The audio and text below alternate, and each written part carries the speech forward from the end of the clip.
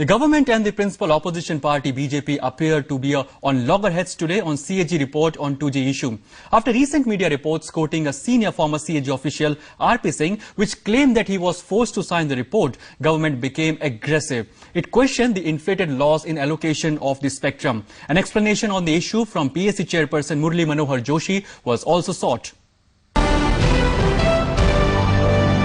Sonia Gandhi reacted to the issue not once but twice. I'm quoting her now. The auditor's statement has turned the tables on the BJP. The BJP stands exposed, unquote. CAG पर एक नई बात उभर के आई है और ये संसद में आवश्यक इसका जिक्र होगा।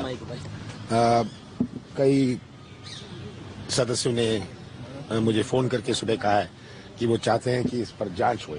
कांग्रेस की बहुत सारी बातें सच्ची निकलेंगी और धीरे धीरे खुलासा होता जा रहा है कि किस प्रकार का पिछले 1-2 साल में ये जो कॉन्स्पिरेसी थी ये सामने आ रही है।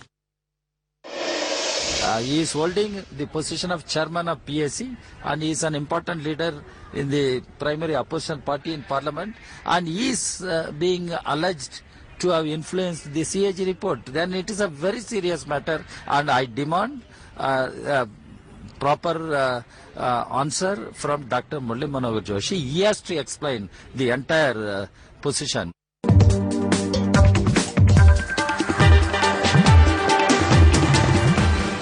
It's a very serious charge against one of the most seasoned and experienced and respected BJP leader, Dr. Murli Manohar Joshi ji.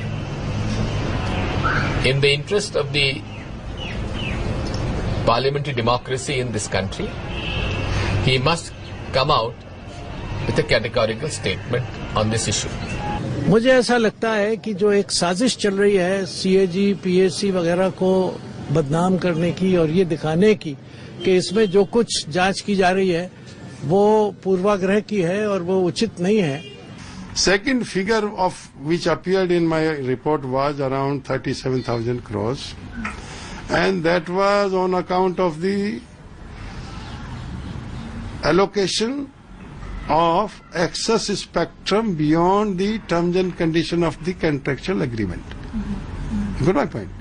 This amount is still recoverable. If somebody impress upon, this amount is recoverable. What is extremely important is that in May 2010, when the draft report is prepared by Mr. RP Singh, the loss is quantified at 2,645 crores.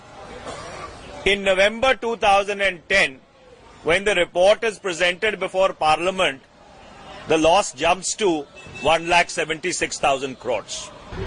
After retirement, he is a pawn in the hands of the Congress party and the government, and it is a part of a pattern of attacking the CAG.